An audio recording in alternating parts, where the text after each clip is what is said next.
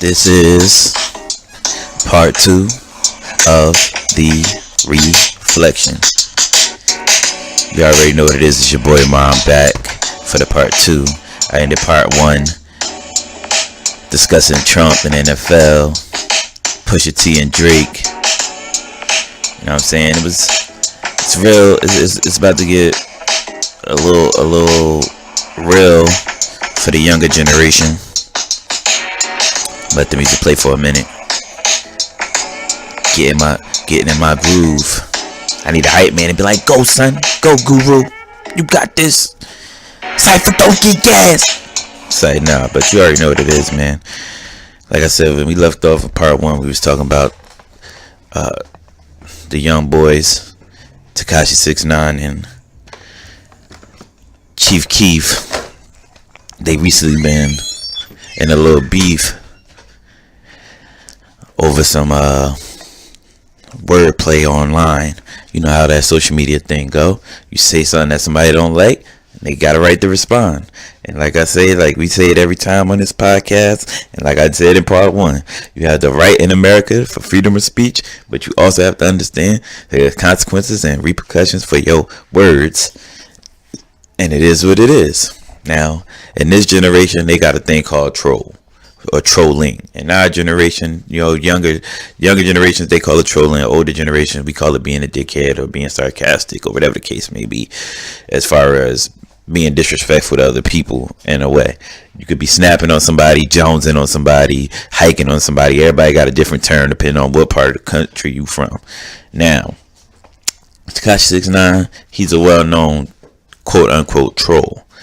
As far as even in an interview he did with Charlamagne the God, a lot of the things he was saying, he was perpetuating like, it's not that serious to me, but I'm gonna make it uncomfortable for you to the point where you're gonna get serious. That's what he does. He's good at it. I ain't gonna lie, he's good at it. He does it a lot, and people that follow him love that about him. Like, hey, you do what other people do.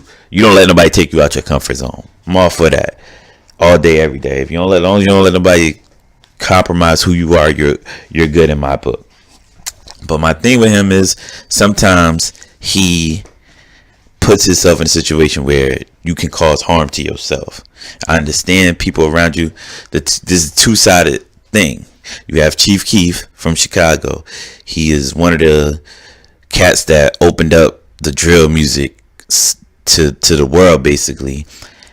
And he runs with cats his age. Whereas Takashi 6ix9ine, he's from Brooklyn. He runs with cats that's older than him because they basically like, hey man, we got your back. You run with us and we hold you down. Now, big time media outlets haven't touched this in the hip hop world yet, like Hot 97 or Power 105. They haven't really brought it up. Maybe it ain't on their radar. Maybe they don't want it to turn into no Chicago versus Brooklyn thing, because as repeated by Takashi 6ix9ine, it's not a Chicago versus Brooklyn thing. It's a Takashi 6ix9ine versus Chief Keef thing. Now the thing is the reason why it's deeper than Chief Keef is because in one video that one of Takashi 6ix9ine big homies had put up, he was talking all this GDK and BDK, trying to be funny lingo. And if people don't know what GD is the Gangsta Disciples. That's a gang from Chicago. So now you understand that when you say certain things, people get offended. And just because, let's say, Chief Keef might be from that particular set or particular group of people, that his crew or people who run with his crew, even if he's not around anymore, will take that to heart. Because in Chicago, just like LA, is deep rooted. It's a tradition of gangs. Gangs have been around since a long period of time, as far as the mantra of a city growing like Chicago, like since the early 1900s, gangs have been around. That's just what it is. Same thing in LA, especially gangs where you mostly minority gangs, I should say. You know what I mean? Once people moved up from the South and They went to Chicago, and some left from Chicago and went west, and the gang banging thing just traveled with them. Now, what you got to understand is, in that culture, that's their tradition. This gang thing is what they are a part of. This is their lifestyle. This is what they choose to be a part of. Even if you don't agree with the message that gangs have, this is their tradition. This is what they do. This is what they follow. A lot of people have died, cousins, mothers, fathers, to this gang banging thing. So when you disrespect somebody's hood, you have to understand that certain people are going to take that some type of way. Even if you're playing, even if you don't mean the message particularly for them, they can take it out of context, because you can't be around a bunch of bloods and be yelling BK, because somebody's going to get offended. But like, bro, I know him, he just playing, but my mans don't know him, he taking it serious, he about to do something to you. Now Takashi 69, no, not even Takashi 69. Yeah, no, because he has been trolling. So he's doing his trolling thing, constantly putting up videos and talking about, oh, he ain't scared of this nigga, this, that. I ain't scared of this person, I ain't scared of that person. Chief Keef ain't nobody, whatever the case may be. Trying to be funny. Now, Chief Keef was in New York Saturday night, this past Saturday, which was June 2nd or 3rd. He was out there doing a performance or whatever the case may be, and he came back to his hotel around 4 in the morning. Like, everybody do. You enjoy the city and you come in the crib late. Somebody fired a shot at him. Nobody knows who. Nobody knows what they connected to Takashi 69. It might just be somebody just trying to amp up the beef. You know how things go. Now, from that moment on, because you got to remember, Chief Keef is from Chicago. Chicago is one of the murder capitals of America. Not in a positive way. We're not spinning this in a positive way, but understand that in that mentality, when you strike first, understand that people are going to, even if it's not from you, people are going to assume.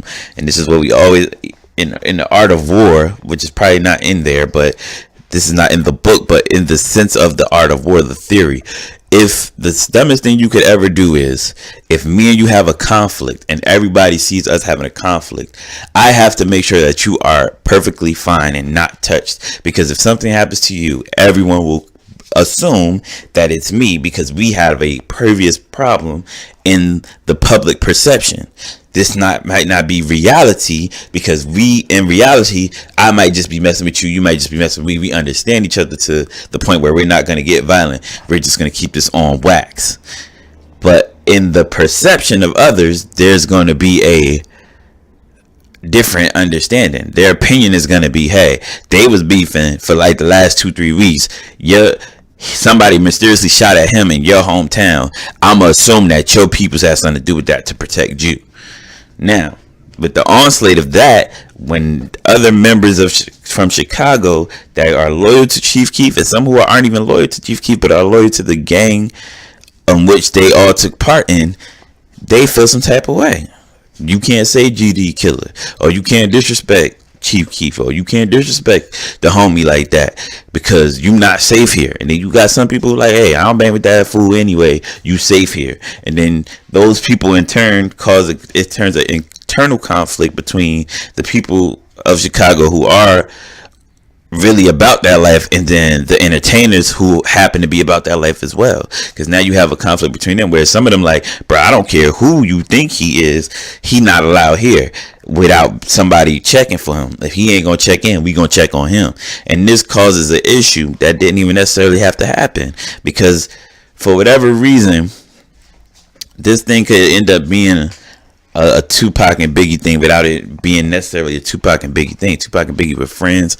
A situation happened and a misunderstanding happened, and then from that point on, it was recklessness. Nobody stepped in.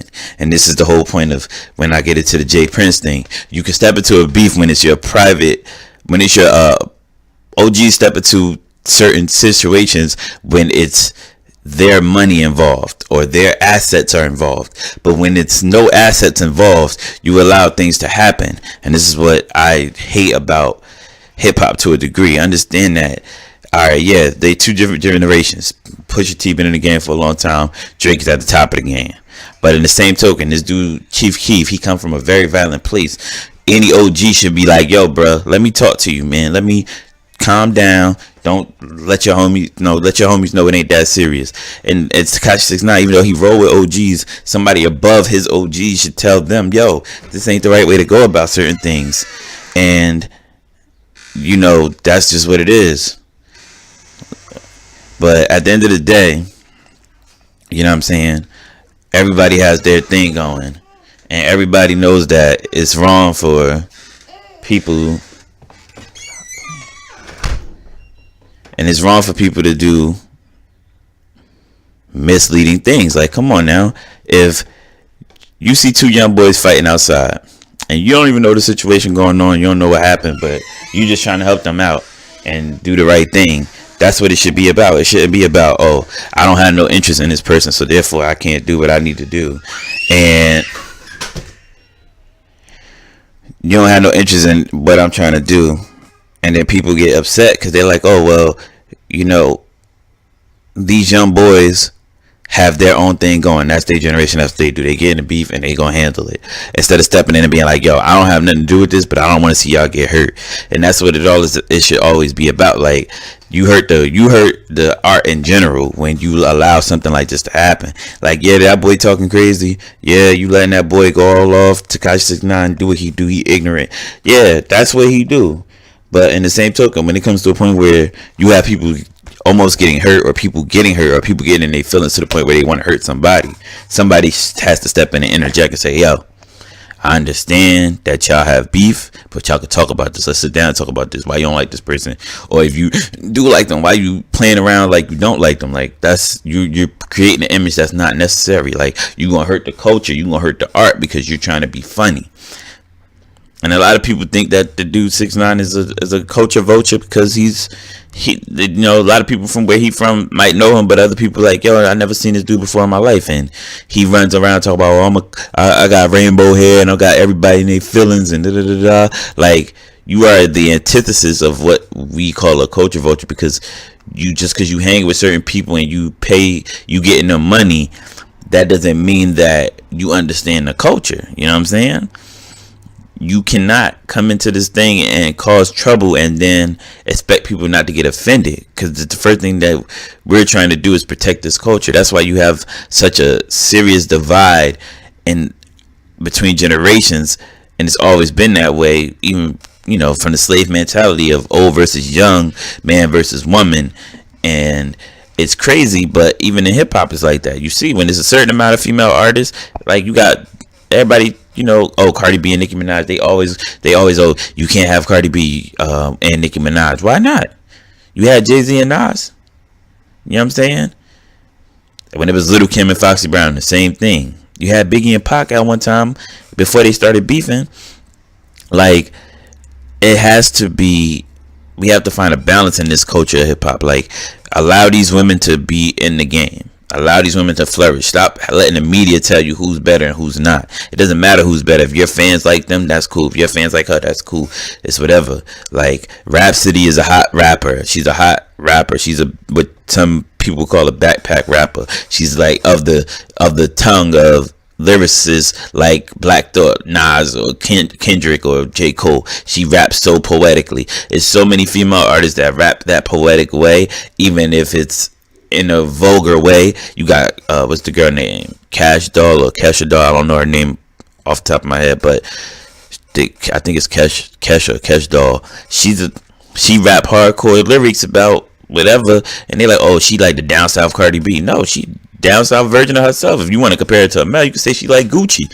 Like, she done came up and did her thing. Like, stop putting these women in categories and critiquing them so hard in this rap game. Let them flourish and be who they are, just like we let the male artists be who they are. Like, everybody want to see Kendrick go at Drake. Yeah, that's a part of the art of the battle. That's cool. But if I'm not sending shots at you, no, don't worry about it. You have Remy Ma and Nicki Minaj. Remy Ma and Nicki Minaj, whatever they beef was, it really was a beef. And after a while, it's like, all right, man, F all that beef stuff. Y'all go make money. Do what y'all do. Like, let's stop worrying about the BS part of this, because it's deeper than, it should be deeper than beefing all the time and arguing. Like, there's a whole art form here. Like, you have a whole culture that follows you, and it's it brings people together when you make music together. It brings people together when you putting out amazing music, and it's not solely focused on beef. And it's the whole Takashi 6ix9ine and Chief Keef thing. This thing could turn out to be so detrimental to the younger culture, because this could be your Biggie and Tupac, even though they might not have the same clout, or to some people in the younger generation, Chief Keef is Biggie all the way, and some people see Takashi 6ix9ine as Tupac, even though it's not the same lineage, or he doesn't come from the same cloth. But that's what these younger kids can perceive, because some of them will say like, oh, he reckless, he do what he want to do, I love that about him, the same way we used to talk about Pop. Like, yo, growing up, you loved Pop because it was genuine. You felt like he was genuinely that person, that outrageous, loving, caring person. And you see the same similarities in someone. You can't tell somebody who not to compare somebody to. You know what I'm saying? Like, and that's what we have to understand as an older generation, and go to these younger generations and say, yo, my man, I understand that you are who you are, but in this token right now, what you doing gonna cause a lot more damage to a lot of people than you think. So you die, it's a bunch of little kids that's never gonna get to see you fulfill your purpose. And then if he die, a lot of people gonna look at you and blame you. So you gotta understand that it's deeper than rap in certain situations. Like a Pusha T and Drake, it's Drake, bruh. Nobody's expecting Drake to come out here with no 40 cal and be busting shots at nobody, and nobody ain't shooting at Drake. I don't care what Pusha T said. I don't care what Drake said about somebody. Ain't nobody about to shoot Drake over Pusha T, and ain't nobody about to shoot Pusha T over Drake unless they just some over crazy fan in that case, because Drake has a lot more fans than Pusha T to it, as far as because he's more globalized and commercialized than Pusha T. But at the end of the day, these two things are not parallels. They are similar, because you have a generation of people that just take the music and say, this is what it is in this scope of time, this little bit of time, I love this person. And it might not register to other people why they love that person, but that's their own thing. That's their perception. It is what it is. I can't be mad at you for who you love and cheer for, and I can't take my anger out on you because who you cheer for, even if that person is disrespecting the person that I am a fan of. And a lot of people don't understand that, and I feel like we need to just sit down and have these conversations. Like, you see something going on in the game, you got to step in. You might not care about the person, you might not like the person for who they are, but in hip-hop, that's the problem. We got to stop worrying about who like and who we don't like, and just go into the situation and say, look, for the culture, y'all gotta chill, because y'all making this hot. Y'all making this into something that we don't need it to be. And once we get past that little pathway of ignoring minor things until it blows up and it's something way worse, we ain't gonna get nowhere. Like, yeah, hip hop is the number one genre in the world. Yeah, you're right. But also, you go to places like China or Japan, they be telling you, hey, we don't want to hear that hip hop shit here, because y'all doing the wrong things. Artists can't grow around the world because they're getting banned from certain areas because they're not allowed to perform certain songs, or because they cause a potential harm because of the past actions of other people that the country they in or the place they going to do a event or a show don't feel comfortable with those particular group of people and the message that they're trying to send. So in the way we put things to the side, sometimes we have to put everything on the table instead of putting everything to the side. Just because the kids at the kiddie table arguing don't mean we can't hit them at the main table. You get up from the main table, you go to the kiddie table, and you say, yo, relax. We all eating. We all having a good time. Let's eat, have a good time, and go back. I'm all for beefing as long as it's lyrical. Like, yo, you don't like me, I don't like you. Let's spit these bars. Who hotter, me or you? And that's the end of it. It should never get to a point where it's, oh, you ain't safe in your own hood, nigga, you can't bother me. Like, what? Why is that even the subject? Y'all not even from the same place. Like, what does it matter? Like, bro, half of your style is, but especially if you taking somebody's style, or you taking a certain aspect of what they've done in the game and you're using it to your own advantage, you can't necessarily say something as wild as, oh, taking it to the personal way and opening that door to a personal, because when you open that door to personal issues, you cause personal reactions. I can always say I'm a better rapper than you. I don't like you because you stole my style. But you can't say something in the sense of, oh, you ain't safe where you from. You can't go back to your hood. Somebody will do something to you, because in actuality and in reality, that's what it is. The same goes for you. Anytime you amass a certain amount of money, I don't care where you're from. You could be from the nicest suburb in America. It's somebody there who's going to be envious of you. It's going to be somebody who's waiting to do something to you. If you're from the hood, especially, I don't care if you know everybody in the hood. Everybody in the hood could love you to death. Like, yo, I love this dude. It's going to be that one person that's like, yo, I don't even care, bro. He got mad bread on him. I can't get $1 from him when I need it. I'ma shoot this fool. And it is what it is, unfortunately. So like I said, you know what I mean, sometimes even though this Takashi 69 and Chief Keef thing might not be on a lot of people's radar, the younger people are entrenched in this thing. They watching the Snapchats, they watching the Instagram posts, they watching the Instagram lives, they looking at people like Lil Durk. They waiting for Lil Reese to say something on Instagram or Twitter. They are in this because they feel as though they are a part of it. If something happens to either one of them, you're gonna see an explosion of emotion from people who you looking at these little kids like, yo, why y'all so mad about this? You seen what was about to happen. Why are you so upset by something that you knew was gonna happen? It's not always the proper thing to do to wait to see something happen. You have to be proactive instead of reactive sometimes. Like, yo, this is looking bad. Let's jump on this before it gets worse. But sometimes, you know what I mean? People don't care too. Especially in the older generation. If it don't affect your pockets and don't affect you, you don't care. Once again, we call it reflection because I keep reverting back to one subject to another and the history of certain things for a reason. Takashi 69 and Chief Keef ain't at the level of Pusha T and Drake. Pusha T come from a camp where it's a whole bunch of top 10 artists, and or if you're not a top 10, and the top 10 artists not necessarily meaning musically, because Tiana Taylor musically hasn't put out a lot of music, but in the culture she is well loved. She's an artist in the sense of she's a fashion model, she's a design, she's great with fashion, she's a dancer, and people love that about her. Now that's a whole good music. You got cats like Big Sean, 2 Chainz, Kid Cudi. These are cultural icons to a degree at points in times in hip hop. Now Drake comes from Canada. Drake's aspect, he came from Cash Money, Young Money, Lil Wayne. Jay Prince is like his father figure. He was entrenched in the Houston culture. Houston love him. You win Houston, you win the South almost, besides Atlanta. And that culminating with his influence of New Orleans and Lil Wayne, that made that beef more important than this little thing, because these guys have put in work, they put in time, their connections are to legends, whereas in these young boys, they just starting out, they getting money, and that's all that matters. Let them get their money, they ain't in my way, move. We can't do things like that.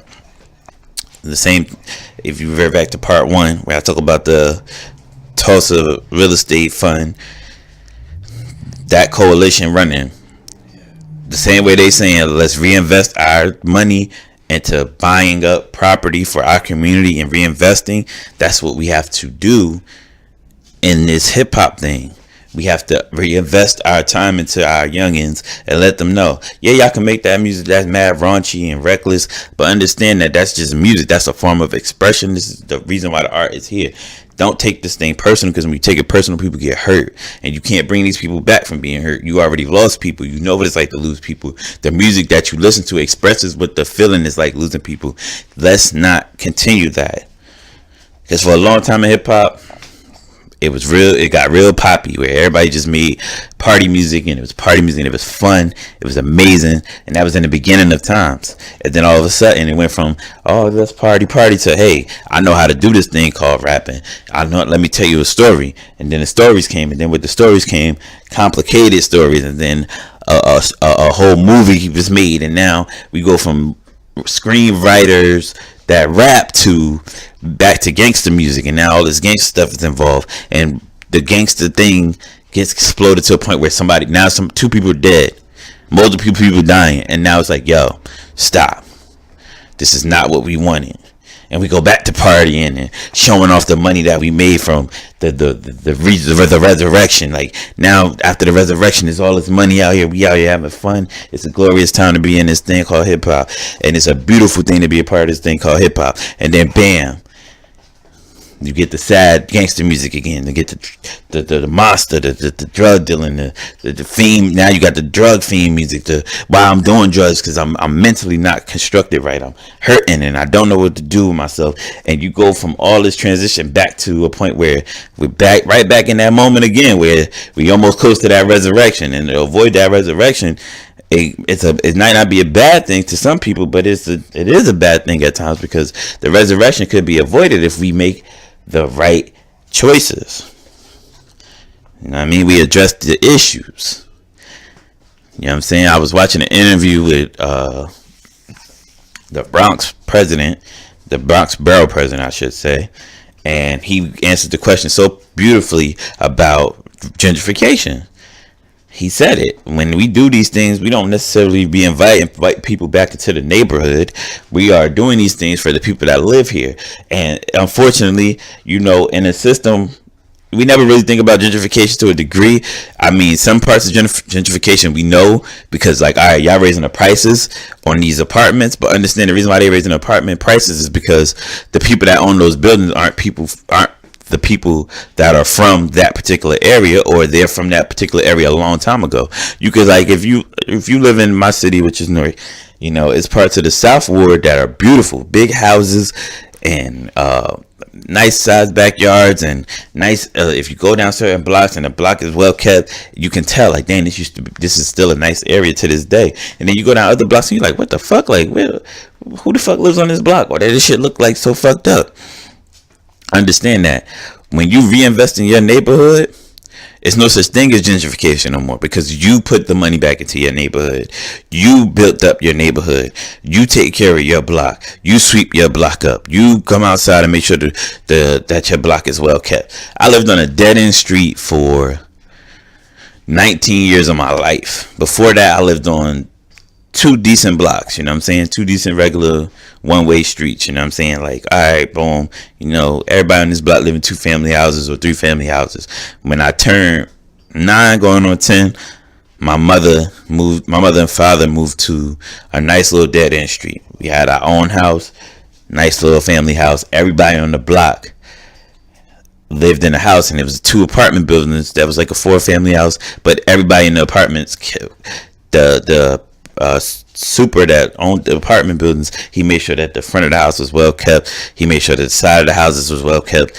He did his cleaning of the garbage, and everybody on my street did the same thing. And if you went down my block, you didn't know you lived in Newark anymore sometimes, because you was like, yo, this is crazy. Like, this is a nice little area. But on my block, you still had gangbangers, you still had niggas that sold drugs, you still had people doing what they do when they came down there. I seen a multitude of gang fights and jumps and niggas pulling out guns. But in the same token, that was just because the surrounding area, that's what it was. Like, it's still Newark, bro. Like, where we live is still Newark. When I walk off my block, I still gotta expect my surroundings. You know what I mean? I gotta know where I'm at and know where I'm going. So, like, you came down my block and you like, yo, this is nice and peaceful. It's quiet down here. Everybody's lawns is cut. It's mad nice. But the undertone was, dang, it's still niggas out here sitting out here smoking weed and drinking, but it's well kept.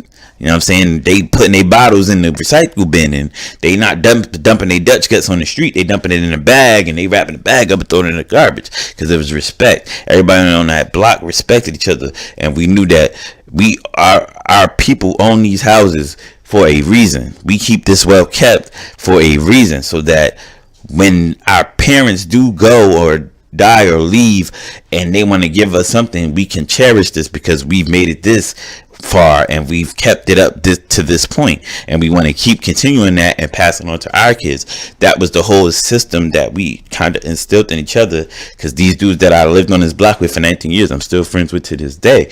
It's deeper than just being yo, you my boy or whatever. It's a whole cultural rebirth to a degree, because I came from two family houses and streets on, like, not knowing the next door neighbor and not even knowing my upstairs neighbor, to I come outside and my neighbor across the street treat me like her nephew, like, hey boy, you better come over here and get some of this cake. I just made a whole cake and ain't nobody gonna eat the whole cake because these kids is bad. I'm only giving them one slice. Come get a slice. Or, hey, y'all, or we go up the street and Mr. Johnson, like, hey, I know y'all need to make some money. Instead of us going out to the street and going to sell drugs, yo, cut my lawn for me, I'll give you $10. Or tell to pick up these leaves or shovel my driveway and I'll give you $10, $15. So y'all go, just so we don't have to go up the block and go around the corner and go sell drugs.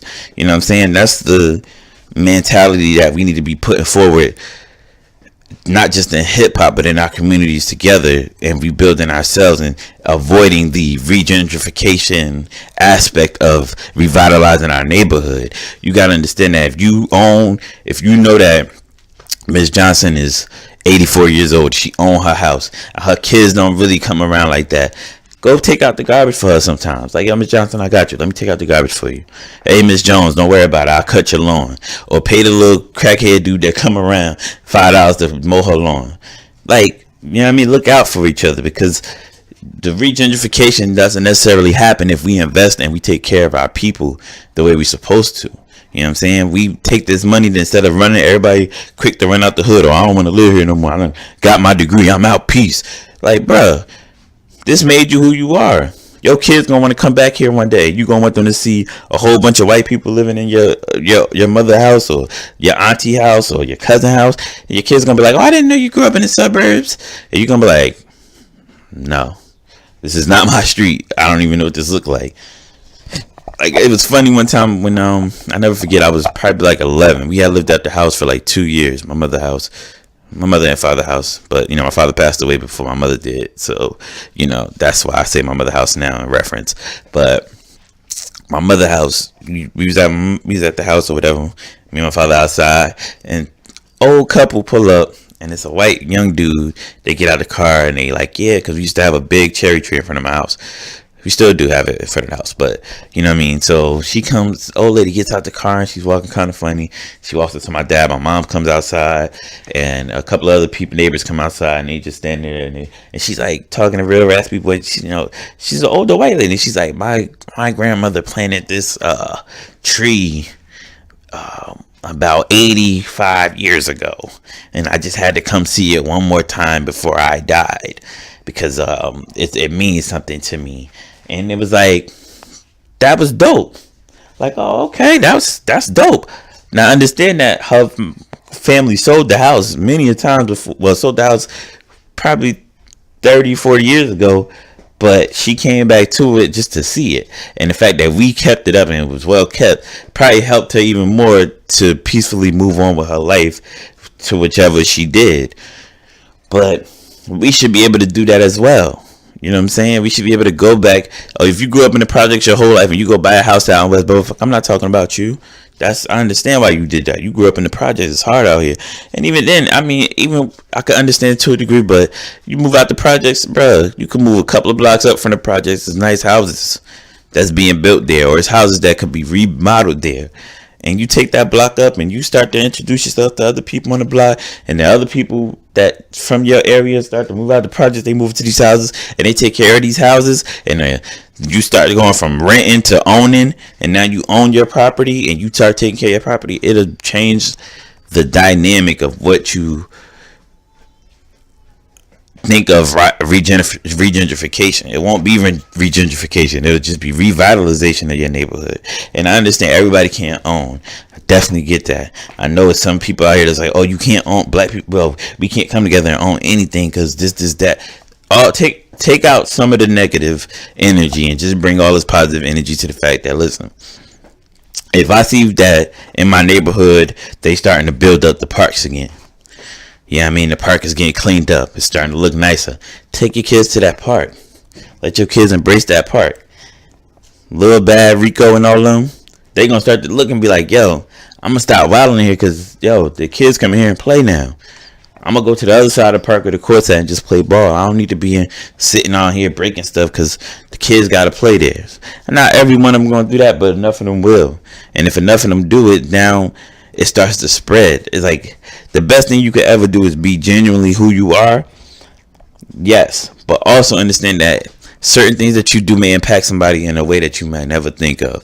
Do you ever see them State Farm commercials and they hold the door for somebody and the next person hold the door for somebody else and all that other stuff? That's just what it's like. You never know what could change somebody's life. You going outside playing with your kids, somebody might say that and be like, that's a wonderful thing.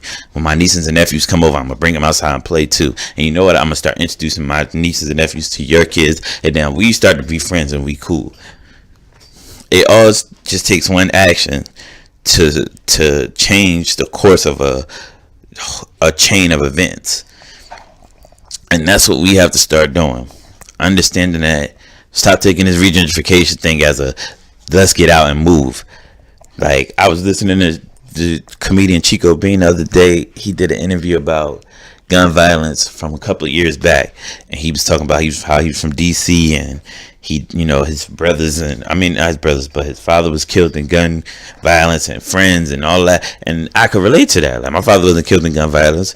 He got old enough and he died of a stroke. But I had homies who I went to high school with, niggas that brothers that we was cool. We played ball with, all that, chilled with on the regular, just getting killed left and right. And it was just like astonishing. But at some point in time, it became numb to us because we was like, oh damn, another homie gone. It is what it is. And it should never be like that. But then to top it all off and make it worse was, not only was this happening, now after all this is happening, we seeing people moving into our neighborhood, and we like, yo, when these white folks start moving in the neighborhood, and yo, why this, that, and the third going on, and hey, yo, they doing too much around here for us. And Chico Bean went through the same thing. He said, bro, it's a part of DC outside of the capital that people don't even know about. It's like the shadows, because it's so like the projects, and I've witnessed this before. You go right down the street from Howard University, a historical black college, the projects is right there. My little cousin stayed right outside of the projects when he went to Howard. We at the house just chilling, macking. I go outside to go to the corner store. I'm looking, I'm like, scratching my head, like, yo, that's the projects? Like, yeah, that's the projects. Like, yo, that's crazy. Like, I ain't know it was that close. Like, I'm thinking the projects is in a certain part of town. Now it's right here. And as we drove out of DC, because we was going to Penn State to go see my best friend's sister graduate. We going out, we driving up, and you just see a whole different, like, it's certain parts of DC that's so beautiful that you would want to live there, because you're like, yo, this is no way this could be an America. Like, this is the nicest place I've ever seen. And the projects is hovering right behind this nice, beautiful scenery. And not saying the projects look crazy, but it's an outlier. You're looking at like, dang, that's the projects? Like, that's crazy. And it shocks you because now you go back down to that area, and this was me. I was down there probably like 2014 or 15. I want to say 2015. That's 3 years ago. You go down there now, it's a Best Buy right across the street from that projects. Right down the street from the projects, you got different clothing stores. And you're like, yo, what the hell going on? You see it now. They do documentaries now so much in the urban community that you see the gentrification happening, and it's happening because we are disenfranchised so poorly that when we do get money, the first thing we do is run away from the hood because we want to erase our memories of the hood. But when we didn't have anything and we didn't have money, we never wanted to leave the hood, which is the most complex thing I could ever think of, is how you could want to leave something that you were so deeply a part of without even considering the fact that, yo, this was once home. Like, I love this place. It was nothing like this place. And then when you go back 20, 40 years later, you're going to be like, dang, I remember when JoJo got shot right here, and now that's a dog park, or it's a bike rack where you and Skeeter used to play ball at. Like, there's so many different aspects of why it's important for us to reinvest and revitalize our neighborhoods to reduce the opposition of gentrification. Because gentrification is something that necessarily, it's funny in a sense, because at one point in time, White people lived in most of the areas that we live in. Even in the projects, those apartments were apartments at one time. They were just high-rise apartments, and then they turned into projects. There's certain parts, like I said, I'm from Newark, so you come to the South Side. If you go through the history of Newark, they have books. Starbucks, not Starbucks. Is that Starbucks? I think that's Starbucks. Barnes and Nobles, matter of fact. Sorry, I apologize. Barnes and Nobles in the mall in Livingston. Now, Livingston is probably like 20, 30 minutes away from Newark. 15 at the most, if depending on what part of Newark you live in. So you will go to that mall, and this is like a super suburban area, Livingston.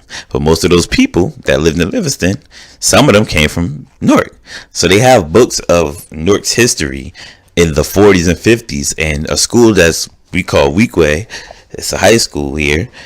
In the 40s and 50s, it was nothing but white people that went to that school.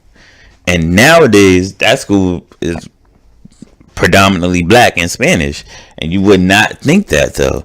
You go through all these history books of East Side High School or Shabazz or South Side High School, and you see white people, you would be shocked. It would totally blind the kids in this generation today to know that white people lived in the exact houses they lived in on the exact streets that you lived on, and look totally different then. And when you leave, those people are going to come back, and their kids are going to come back, and they're going to live in the same houses that you lived in. They're going to fix up the houses on your block, and you're not going to be there. You're going to live in a whole different town and have a whole different cultural shock, because it'll be you will have no history of the area that you moved into, and you have to make your own history. And then when you go back to your area and you see that the cops looking at you different now, they doing their job now, they working harder now, it's because this is what we allowed to happen. You know what I'm saying? I always go back to this, even from 1 and 2 episodes. If you wanted the first or second episode, I always bring it up of how Irish people came into this country as indentured servants, just like some Africans did, and they slowly but surely changed that because they knew that they had to get these Irish people off the side of the slave. In order to break that down is when they gave them a little stature, they took that stature and they ran with it. When the Irish got their way in the door, they got their foot in the door, they busted the door open and they never looked back. And now Irish people look at you like, you better not say nothing to me if you're a black person or you're a Spanish person. And that's what we have to do to ourselves. We got our foot in the door with, oh yeah, y'all athletes and y'all richest people in America. They always bring that up. But you have NFL opportunity, NBA, but those leagues are owned by white. And the NFL is owned by white owners majority. There's no black owners in the NFL. It might be partial owners, minority owners, but they're not full-on blown owners in the league. Just like if you go to the NBA, it's the same way, except for Michael Jordan. That's it. He's the only majority owner. Now, maybe 10 years from now, Kevin Durant, LeBron James, Steph Curry, they might own teams. Fuck it, they should just start their own league. That wouldn't bother me. You know what I'm saying? We have to start doing things in order to enrich our kids and understand that the playing field is leveled. This is what it is. You're a real estate agent and you want to open your own business one day. Put that at the top 10. Put that in the top 5 of your goals. Forget top 10, top 3 if you're really ambitious, and put that up there. Like, yo, I'm gonna own my own real estate company. You got a business now. Back to part 1. And in part 1, I said this: help your friend. Y'all could start a business together one day. Eventually, when y'all build up y'all momentum and y'all credit, and do y'all own thing. The whole point of this episode of reflection is to not just talk about the beefs and compare the beefs to what they were before and hip hop and Trump versus NFL. This reflection is to also encompass everything that happens. For every past action, there was a reaction to certain events. Trump in the NFL. Trump always been at the NFL since he was denied his right to be in the NFL in the first place years ago in the 80s. He took that to heart, and now he's getting his revenge now because the fruit is ripe, is what they say. You know what I'm saying? The old timers say the fruit is ripe. It's time to pick. It's time to get back in there and pick out what's yours. And that's what he's doing. He's getting his revenge. And it's working for him because now in a society where they had 8 years of Obama, all the racist, indignant people who don't understand that, yeah, Obama was a black president. He was a good move. He was a good look for black people. He gave us hope. He still was a president. You know what I mean? He was cool and he was suave in his ways, but he still was the president of the United States. He did things that most black people would be like, you shouldn't have did that. He pardoned a lot of minority folks, and he did a lot for minorities, but there's a lot of people who didn't agree with a lot of things his policy said. But white people don't care about that. Especially not these racists and these nationalists, I should say. It's an uncomfortable truth, but it's true. You know what I'm saying? Truth is truth. Reality is reality. It's facts is facts. It's no perception. It's no perception in this sense. If a fact is a fact, your perception is going to be what it is, but facts speak over your opinion. You know what I'm saying? That's what it is. If they say it's a 90% chance of rain, and you say, well, 90% ain't 100, so it ain't going to rain. And then it starts raining, it rained. So they were right. That's a fact. You know what I'm saying? It is what it is. But, and then, like I said, with the beef thing, like you have beefs where even Jay-Z and Nas, they beef was straight lyrical. Their paths went in two different directions for some people in a monetary sense, but it still was an impact that was great because, let's say, Jay-Z went on to be one of the best-selling rappers and businessmen in the game ever because he was a one-of-a-kind, cut from a difficult person. The hustle was his thing, and Nas was such a philosopher that he gets to host classes at Harvard and let you know what his mental was like and what it was like to be a young man in the Queens area at the time where all you were surrounded around was drugs and drug dealing. You know what I'm saying? And same thing can be said for Pusha T and Drake. Pusha T is a rapper who came from a group with his own brother, and he manifested his way to be the president of a record label. Maybe it might not be the biggest record label, but he's influential to a lot of artists who are he's in daily workers with their influence as well as himself being an artist. And Drake is one of the most dominant artists in our generation because of the amount of times that he's able to put out music that grabs the culture and the people and bring them to a different place. That's momentous. And then you have a Tupac and Biggie where they were a part of the young culture and they did so much for the young culture as far as influencing them to tell your story and be where you from and embrace that. It's the same way you see Takashi 6ix9ine and Chief Keef. They have their followers. They have people that love them to a point where you can't tell me nothing about this person. Even if you older than me and you tell me all this, they ain't real rappers, they ain't this, they ain't that. That don't mean nothing to me if I love that person or love their music or love their influence. And that influence can be deadly if we take that and we allow certain things to happen without interjecting. You can have a situation that can be way more fatal than it is, or where not even more than what it is, but it can be more fatal than it should be because it's just music, and we got to take these personal feelings out of not liking somebody. You don't like somebody for whatever reason, or you're trolling them for whatever reason just to be funny to get attention, doesn't mean anything, bro. It doesn't. And we have to sometimes just step in and be like, yo, chill, bro. Somebody come in and talk to both of y'all. Y'all gotta relax. Yo, I understand you just defending yourself, so I ain't really coming at you, but you talking reckless and you need to relax. You talking about some stuff that you don't even know about, and you need to, actually go to that area and live in that area for a minute and understand why these people got offended by what they got offended by. You don't want to become a casualty of your words because you were trying to be a troll. And that's real. And I want us to always understand that it's deeper than rap. That's my favorite quote because it's always deeper than rap. And rap doesn't necessarily just pertain to music. It can pertain to somebody talking to you about a situation. Like if I'm sitting here listening to somebody tell me about something and I feel like certain things are missing in the conversation that you have with me, I'm gonna look at it deeper than rap because your words are masterfully put together, but it's something deeper in the meaning of what you're saying. You can be depressed and you might not be saying you're depressed outright, but you might like, yo man, like certain days I just feel like dying, and it's just how I feel. You know what I mean? I can't escape that. I can't shake that. I'm gonna look at you some type of way, like, bro, it might be something really wrong. Like, you could talk to me, or sis, you could talk to me about whatever you're going through, because I want you to alleviate that pain that you feel, because it's deeper than rap. These words have a meaning for a reason. You know what I mean? These catchphrases and certain things that we say have a deeper meaning.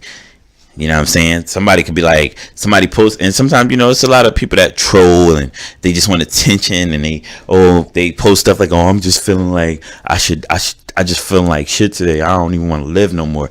And they take it to a point where you like, I'm tired of helping this person. Yeah, you have those people that like that. You got to let them just filter themselves out. But there's some people who need your help and they not saying nothing. That friend that's telling you, oh, I don't want to go out because I ain't got no money. I got a few extra dollars, bro. We could just go get a sip at the bar. We could go get a beer and just watch the game. Come on. Chill with me. Let's talk. You got that one friend that, oh, I don't want to go nowhere. I don't want to work out no more because I'm tired. I'm not losing no weight. Well, yeah, I got time today. Let's go take a walk in the park. We ain't even got to run. We could just walk. Let's have a conversation and just talk. That simple interaction could change somebody's life, could change the direction of their life or the trajectory of their life. It could be going way down, and the fact that you took time out your day to be like, yo, let's take a walk and talk. It might even help you out, because you might be going through some things where you lacking confidence or you lacking in a certain area, and that person builds you up like, yo, I always looked up to you because you always had my back. Now you start to think like, yo, I have to do better because it's people out here I didn't even know I was impacting, and I'm impacting them, and they're impacting me by encouraging me as well. So it's like all this negativity in this world that we've been putting out is why you see people say, I always say this when I'm not on, internet or social media or anything, when I'm just talking amongst my peoples, is old people always love to say, whenever it's a natural disaster, whenever there's a situation where like, not just natural disasters, but war and things like that, people always say the world coming to an end. It's been going on for the last hundreds of years, wars and famine, and these are just the natural cycles of civilization. The end of the world not necessarily mean that God is coming, but it may mean that, hey, we need to get our shit together to avoid these certain situations and start to come together, because the resurrection doesn't necessarily mean that that we all gonna disappear, but the majority may disappear. And that's what we got to understand. To avoid resurrection, we have to look into ourselves and allow the light that we have to shine. That's what we are here for. Our purpose at some point in time has to be to let this light shine. If it wasn't, you wouldn't have these great people in a society that we looked up to, these icons, these influential people. Once again, it's deeper than rap. Always remember that. This is Reflection Part 2. Understand, I am your boy Mar. I appreciate you for listening. I will be back next week for episode 6/7, because this is a 2-part episode. Love you for listening. Appreciate y'all for listening. One time for the one time. Have a good one.